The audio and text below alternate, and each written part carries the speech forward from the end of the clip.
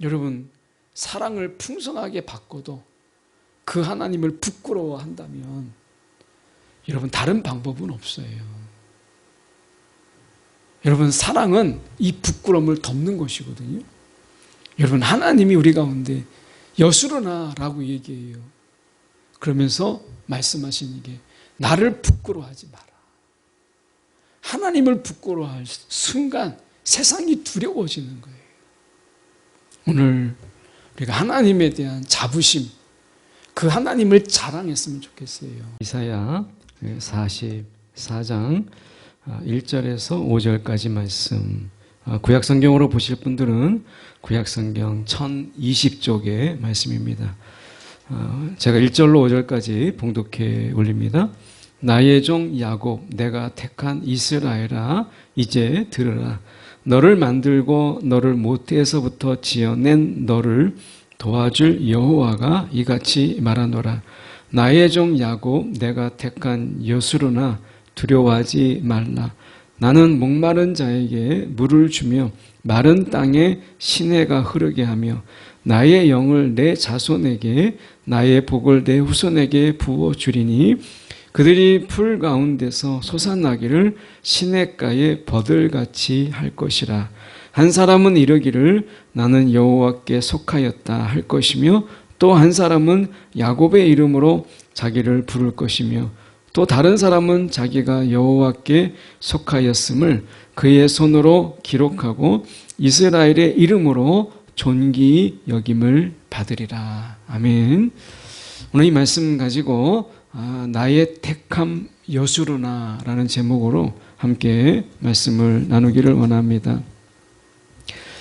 하나님이 우리 가운데 이 이름을 부르실 때 애칭으로 여수르니다 라고 하는 이 말씀은 사랑하는 이스라엘아, 어떤 이런 의미의 이름을 담고 있습니다. 예수른이라고 하는 이런 의미인데, 사실은 예수른이라는 말은 정직한 자, 바람직한 자 뭐 이런 의미도 있지만, 여기에서는 우리가 시적인 애칭으로서 사랑하는 이스라엘아 이렇게 부르고 있는 그런 것입니다.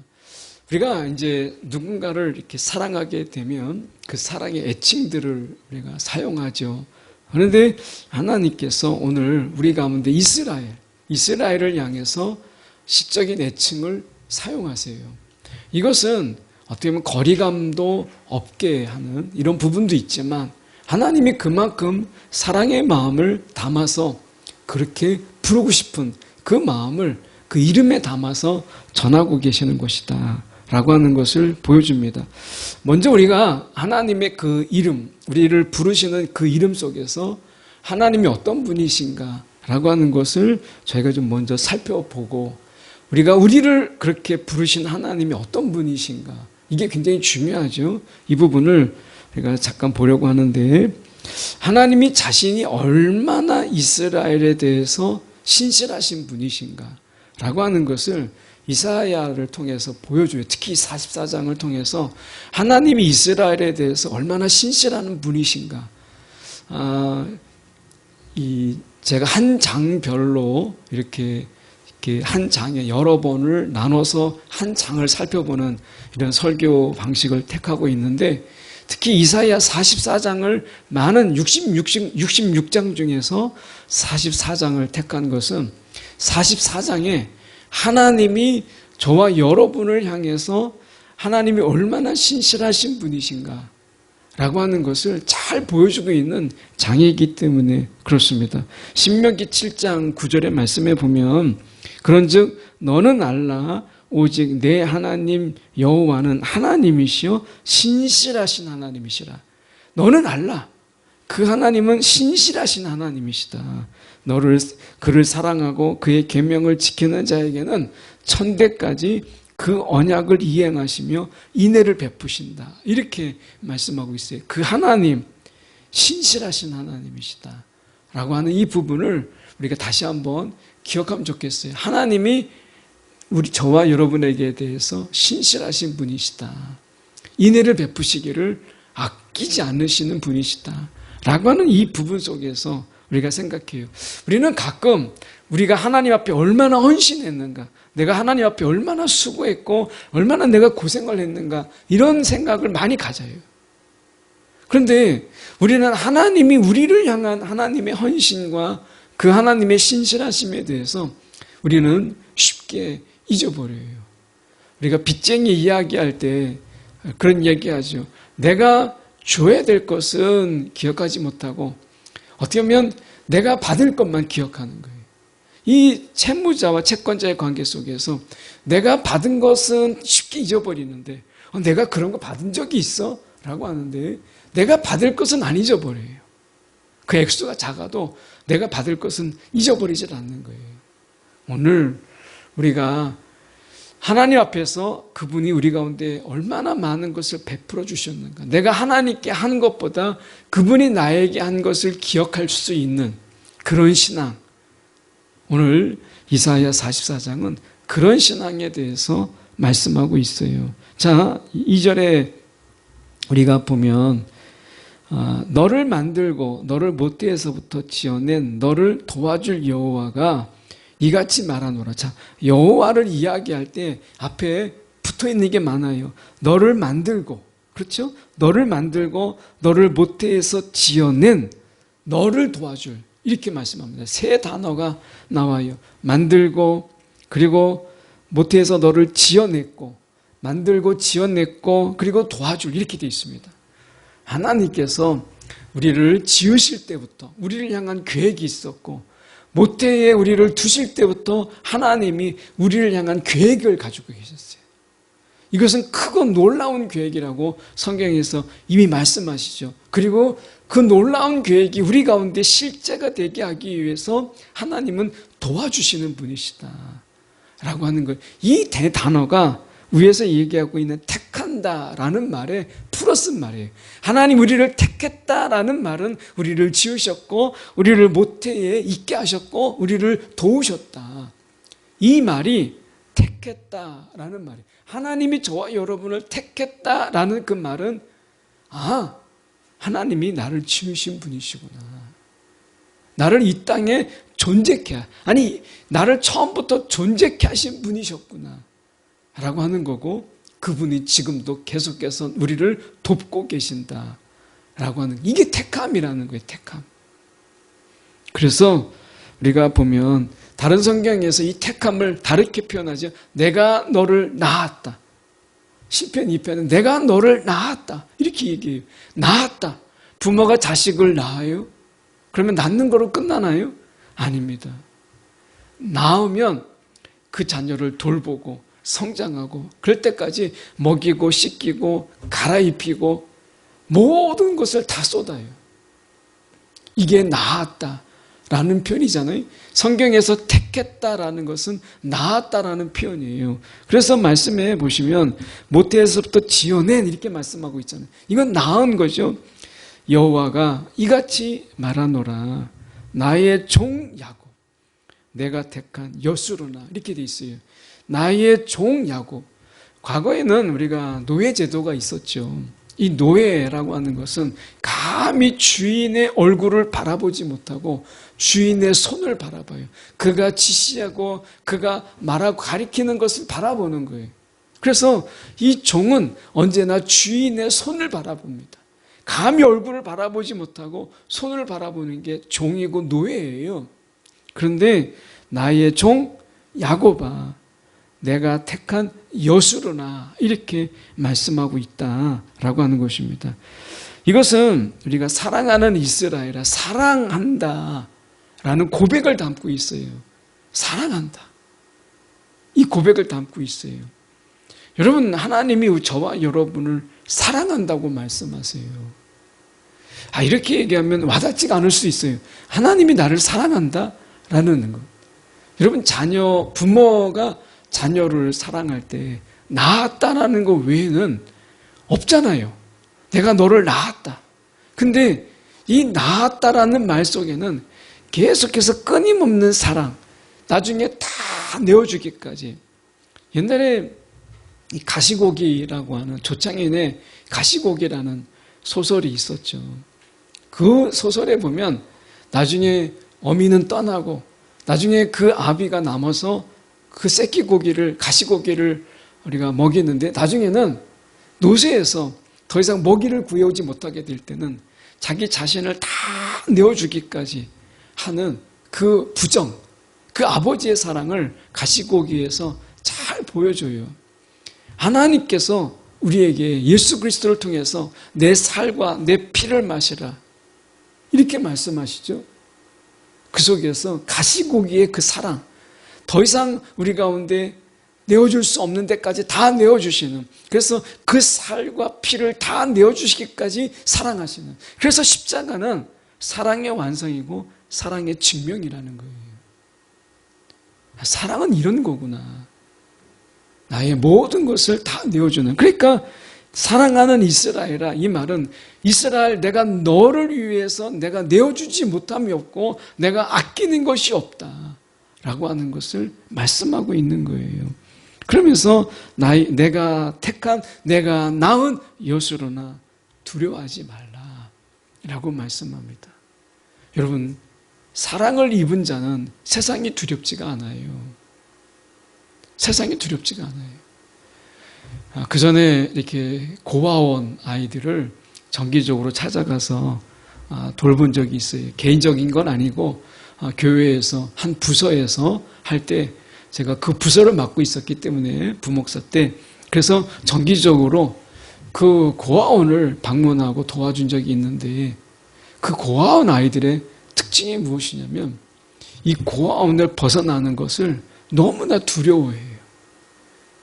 사람들의 질시와 그리고 손가락질, 그리고 누군가를 의지할 수 없다라는 것, 사랑을 받아보지 못했기 때문에. 이 말은 버림받음의 충격이 너무 큰 거예요. 버림받음. 여러분, 사람이 살아가면서 가장 큰 두려움이 뭐냐면 이 버림받음에 대한 두려움이 있어요. 그래서 이 고아원 아이들에게는 내가 버림받고, 그리고 또 누군가에게 또 다른 버림받음을 당할까 봐 이 충격, 이 트라우마가 그들 속에 있는데, 또다시 성장의 과정 속에서 누군가가 나를 또 버린다라고 하는 관계의 실패, 관계의 깨짐에 대해서 굉장히 두려워하는 거예요. 그런데 사랑을 많이 받아본 자는 그렇지 않아요. 사랑을 많이 받아본 자. 여러분, 사랑이 이런 어떤 버림받음에 대한 두려움을 극복하게 만들어요. 우리가 세상 속에서 그래도 담대하게 살아갈 수 있는 것은 이런 사랑을 받았기 때문에 그런 거예요. 그래서 말씀에 우리가 보면 여수로나 내가 너를 사랑하니 두려워하지 말라 이렇게 말씀하고 있어요. 내가 너를 끝까지 사랑하니 너는 두려워하지 말라. 이 택함과 여술이라는 말 속에서 우리가 버림이 없는 택함, 하나님의 택함은 버림이 없는 택함이에요. 그래서 하나님이 내가 너를 택하였고 내가 너를 사랑하고 너를 버림이 없는 사랑으로 너를 사랑하니 너는 두려워 말라. 이렇게 말씀하고 있는 것입니다. 신명기 33장 26절에 보면 이런 말씀이 있습니다. 이스라엘아, 너희 하나님과 같은 신이 없구나. 이스라엘아, 너희 하나님과 같은 신이 없다. 많은 세상에 신들이 있죠. 우리가 복음 안에서 진정한 신은 우리가 하나님 외에는 다른 신이 없는데, 세상에는 많은 신들이 있어요. 많은 우상들이 있죠. 그런데 그들조차도, 다른 이방인들조차도, 이방신을 섬기는 그들조차도 너희의 하나님, 너희의 하나님과 같은 이가 없다. 여러분, 이것이 세상이 우리를 향하여서 고백하게 하시는 하나님의 그 일하심이 지금도 있어요. 우리가 구약의 인물들 속에서 보면 자기도 신을 섬기고 있고 우상을 섬기고 있는데, 하나님을 섬기는, 하나님의 사랑을 받는 자들에 대해서 뭐라고 얘기하죠? 너의 하나님, 너의 하나님. 특히 다니엘서에 보십시오. 너의 하나님 이렇게 말씀하잖아요. 야곱에 대해서도 너의 하나님 이렇게 얘기해요. 오늘 우리의 하나님이 세상의 어느 하나님과도 비교할 수 없는 분이시다 라고 하는 여러분 이런 영적 자부심이 필요해요. 그냥 똑같은 신들이야. 다 그냥 하나님, 다 하나님이 그냥 그 하나님이야 라고 하는 이런 어떤 일반화보다 여러분 우리가 믿는 그 하나님은 최고의 하나님이고 다른 어떤 하나님과도 비교할 수 없는, 다른 신들과 비교할 수 없는 이 영적 자부심, 여러분 이게 필요한 겁니다. 오늘 내가 믿는 하나님에 대한 분명한 확신과 여러분 자긍심과 자부심을 가지고 있으세요? 많은 신들 중에 그냥 하나. 그런데 부모님이 믿으니까, 그냥 어쩌다가 교회 나오게 됐으니까 내가 믿는 하나님, 이게 아니라 나의 하나님은 세상에 그 어느 누구도 견줄 수 없는, 비교할 수 없는 최고의 하나님이다. 내가 그냥 실수로 교회 나온 게 아니고 나를 택하셔서 이 자리에 있게 하셨다라고 하는 이 분명한 확신이 필요한 거예요. 우리가 보면 자녀들이 부모에 대해서 얘기할 때 우리가 효도하지 못하는 자녀들이 뭐라고 얘기해요? 나를 낳고 싶어서 안 낳느냐. 지들이 어쩌다 보니까 좋아해서 그냥 어쩌다 보니까 나를 낳은 거지. 이렇게 얘기하는 자녀들도 있잖아요. 여러분, 그건 정말 잘못된 생각인 거예요. 여러분, 하나님이 우리를 낳았다라고 하는 것은 절대 실수나 우연으로 낳지 아니하고 하나님의 그 창세 전부터 하나님의 계획하심 속에서 하나님이 우리를 낳으셨다는 거예요. 이런 부모님의 그 사랑 속에서 자녀를 낳는다는 것은 그 사랑으로 낳는 거예요. 그런 의미에서 지금 이스라엘아, 너희 하나님과 같은 신이 없다. 그가 너를 도우시려고 하늘에서 위엄 있게 내려오신다.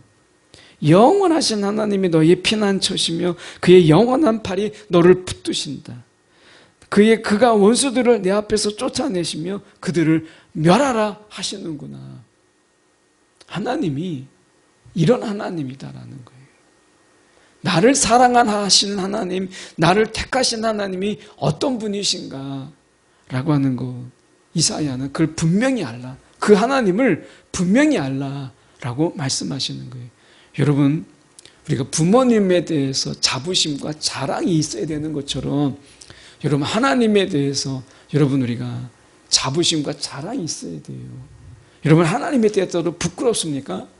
그렇다면 우리의 신앙을 점검해 봐야 돼요. 그 한없는 사랑을 베푸신 하나님이 내가 부끄럽다라고 한다면 우리가 돌아봐야 돼요. 우리의 신앙을. 여러분 우리의 부모를 여러분 사랑하고 존경하세요. 하나님을 사랑하고 공경하세요. 그분을 경외하세요. 여러분 우리가 3절의 말씀에 보면 그 이유에 대해서 나와요. 3절에 보면 나는 목마른 자에게 물을 주며 마른 땅에 시내가 흐르게 하며 나의 영을 내 자손에게 나의 복을 내 후손에게 부어주리니, 이렇게 말씀하세요. 하나님이 심판하시는, 이스라엘은, 이사야는 하나님의 심판의 모습도 나오잖아요. 하나님의 심판을 통해서 하나님의 백성들이 마실 물이 사라져버려요. 하나님의 심판 속에서 가지는 그 갈증, 그리고 그 마른 땅, 이 속에서 가지는 궁핍함, 이런 게 있잖아요. 그런데 하나님께서 우리 가운데 성령을 부으심으로 우리 가운데 마르지 않는 생수가 강같이 흐르도록 우리 가운데 허락하시는 분이 하나님이시다라고 하는 거예요. 그냥 한때의 목마름을 채우시는 게 아니라 우리 가운데 샘솟는 생수를 우리 가운데 주시는 성령을 통해서, 이게 성령이죠. 하나님은 그런 분이시다라고 하는 거예요. 목마르기 때문에 물 한 컵을 주는 게 아니라 마르지 않는 샘이 우리 가운데 있게 하시고 그 물이 강같이 흐르게 하시는 하나님이 오늘 우리가 믿는 하나님이랑 스케일이 달라요. 하나님의 그 일하심이 달라요. 여러분 오늘 우리 하나님이 우리 가운데 얼마나 풍족하게 부어주시는가라고 하는 것입니다. 저와 여러분을 보다 세상 속에서 세상이 감당치 못할 만큼의 사람으로 하나님이 우리를 쓰시기를 원하시는 거예요. 세우시기를 원하시는 거예요. 뭐 좋은 뉴스는 아닙니다만은 우리나라 같은 경우 이 재벌 구조, 우리나라 경제에는 재벌을 빼놓고는 이야기할 수 없죠. 그런데 재벌이 저를 좋게 보는 건 아니지만 재벌의 이야기 속에서 하나님과 우리의 관계를 본다면 최근에 어느 기업에서 신문에 나온 것을 이렇게 보니까 평사원으로 입사해서 고속 승진을 해가지고 금방 바로 부장이 되고 금방 전무이사가 되고 부사장이 됐는데 최근에 우리가 회사를 분사하기 위해서 회장으로 이렇게 앉았다 하는 이야기를 들었어요. 그 속도가 얼마나 빠른지 고속 승진이다. 초고속 승진이다. 결국에는 이제 그 가업을 이제 나눠줘서 형제들끼리 다투지 않고 분사해서 이제 주려고 하는 것이다. 이렇게 나오는 기업 관련 뉴스가 나왔어요. 여러분, 그게 이 세상의 삶 속에서는 우리가 좋아 보이지 않지만 적어도 우리가 하나님의 관계 속에서 우리가 볼 때 이게 너무 잘 이해가 되는 거예요. 하나님의 나라를 우리 가운데 유업으로 주시고자 하시는 하나님의 뜻이 있어요. 저와 여러분 가운데 하나님께서 말씀하시니까 이렇게 말씀하잖아요. 3절 중반절에 나의 영을 내 자손에게 그리고 나의 복을 내 후손에게 부어주리라. 하나님이 우리 가운데 복을 주시는데 아낌이 없어요. 하나님이 우리 가운데 목마르다 하면 다시는 목마르지 아니하도록 부어주시는 하나님. 이게 우리 하나님의 손이라는 거예요. 그분이 우리 가운데 사랑하는 자들아 이렇게 부른다는 거예요. 여수로나 이렇게 부른다는 거예요. 그러면 우리가 좀 더 생각해 봐야 되겠죠. 자, 우리가 5절에 좀 보기 전에 로마서 말씀을 잠깐 좀 볼까요? 로마서 5장 5절에 이렇게 말씀합니다. 모든 그리스도인은 성령께서 그들의 마음에 부어주신 하나님의 사랑을 경험할 수 있습니다. 이렇게 말씀했어요. 자, 다시 말씀드리면, 자, 성령이라고 하는 것을 우리 가운데 부어주셨잖아요. 3절에 보면, 나의 영을 내 자손에게. 왜 성령을 부어주시나? 근데, 로마서에서 사도 바울은 성령을 어떻게 이야기했냐면, 그들의 마음에 부어주신 하나님의 사랑을 경험하게 하신다. 성령은 어떤 분이시냐? 오늘 우리 가운데 하나님의 사랑을 경험하게 하시는 영이다. 라고 하는 거예요. 하나님이 사랑을 부어주시는데 우리가 경험할 수가 없어요. 알 수가 없어요. 그럼 무슨 소용이 있겠어요? 성령은 우리 가운데 부어주신 하나님의 사랑을 경험하게 하시는 영이다 라고 하는 거예요. 저와 여러분 가운데 하나님이 말씀하신 나의 영을 내 자손에게. 이게 왜 복이냐? 하나님의 사랑을 실제로 내가 경험하는 거예요. 야, 이게 하나님의 사랑이구나. 야, 이것까지 하나님의 사랑이구나 라는 것을 알게 하신다는 거예요. 그래서 로마서 15장 30절에 성령을 뭐라고 얘기했냐면 사도 바울은 이렇게 얘기했습니다. 우리 주 예수 그리스도와 성령의 사랑으로 말미암아. 자, 성령을 뭐라고 얘기했냐면 성령의 사랑이라고 얘기해요. 성령의 사랑이라고. 성령이 우리를 하나님의 사랑을 경험케 하는 분을 줄여서 성령의 사랑이라고 이야기합니다. 여러분, 오늘 하나님의 사랑을 성령을 통해서 경험케 하시는 그분이 요엘서에 이렇게 약속하셨어요. 요엘서 2장 28절에 그 후에 내가 내 영을 만민에게 부어주리니 너희 자녀들이 장래일을 말할 것이며 너희 늙은이는 꿈을 꾸며 너희 젊은이는 이상을 볼 것이며 라고 말씀하세요. 하나님의 사랑의 구체화가 무엇이냐 라고 얘기했을 때 앞으로 미래가 두렵잖아요. 앞으로 세상을 살아가는 게 두려워요. 이 불확실 이 시대 속에서 앞으로 AI의 시대가 무엇을 어떻게 만들어낼지 이거 우리가 장담할 수가 없잖아요. 장담할 수가 없어요. 그래서 이 AI 시대에 지금 미국에서 있던 일이지만 미국에서 작가협회가 데모를 했어요. 어떤 데모를 했느냐? AI가 작가의 자리를 넘보지 못하도록 AI가 쓴 대본을, 이 시나리오를 사용하지 마라. 그리고 어떤 작가도 이 AI가 만든 이 글을 가지고 각색해서 극본으로 만들지 말라. 이것을 미국의 작가들이, 시나리오 작가들이 모여서 데모를 했어요. 이 AI 시대에 인간의 자리를 우리가 지키자. 이렇게 데모했어요. 그만큼 우리가 어떤 일이 생길지 이 불확실한 시대 속에서 우리가 놓여 있잖아요. 그런 속에서 성령이 우리 가운데 있게 함으로 인해서 이 불안한 시대의 두려움을 사랑으로 극복하도록 우리 가운데 성령을 부어주신 거예요. 로마서 5장 5절에 이렇게 말씀해요.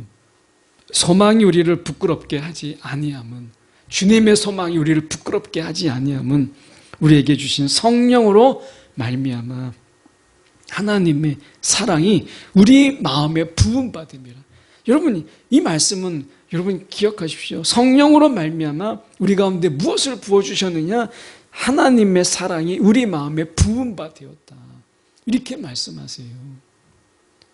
흔들리지 않도록, 이 세상 속에서 우리가 흔들리지 않도록 사랑으로 부으셔서 우리의 중심이 흔들리지 않도록 하시는 것이 성령의 부으심의 이유예요.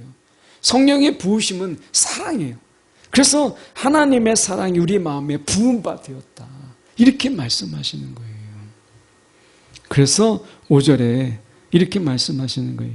한 사람은 이르기를 나는 여호와께 속하였다 할 것이며, 또 한 사람은 야곱의 이름으로 자기를 부를 것이며, 또 다른 사람은 자기가 여호와께 속하였음을 그의 손으로 거룩하고 이스라엘의 이름으로 존귀히 여김을 받으리라. 이렇게 말씀하죠.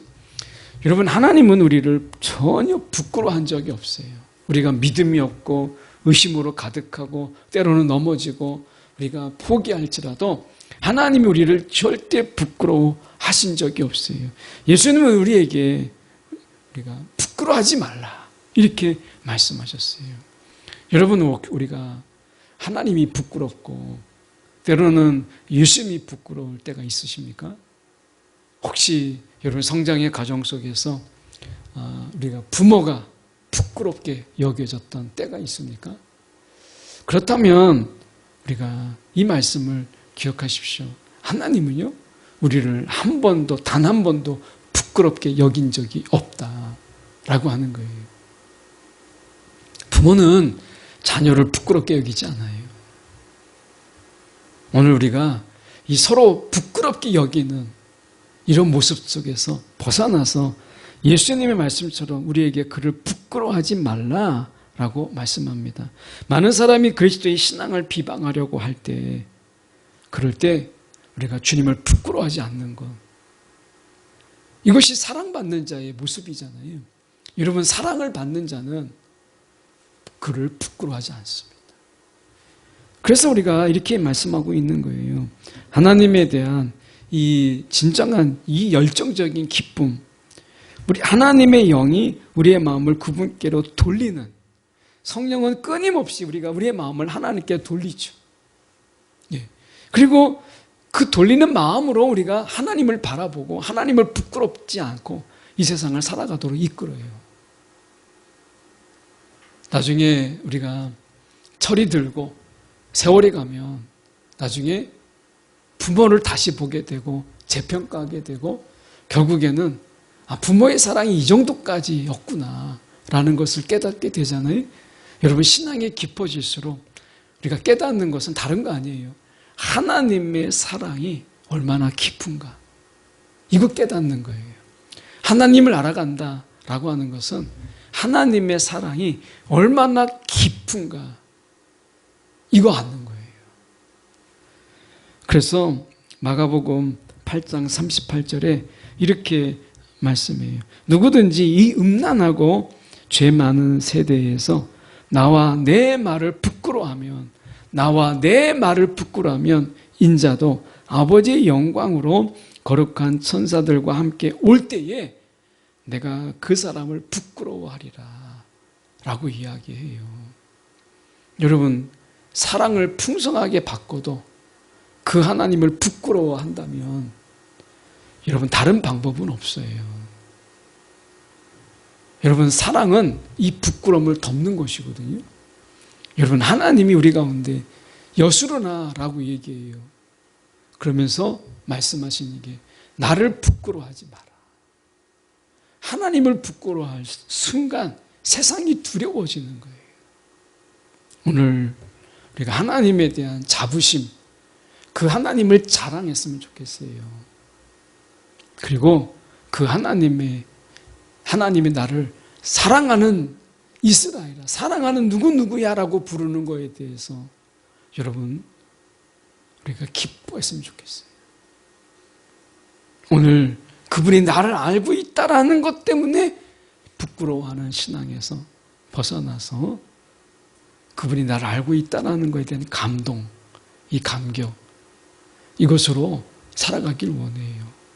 오늘 이사야 44장에 1절로 5절의 말씀을 통해서 하나님이 우리를 얼마나 사랑함으로 우리를 부르고 계시는가 라고 하는 것, 이거 우리가 기억하기 위해서 말씀을 함께 나눕니다. 오늘 그분의 사랑을 기억하는 저와 여러분에게 원합니다. 기도하겠습니다.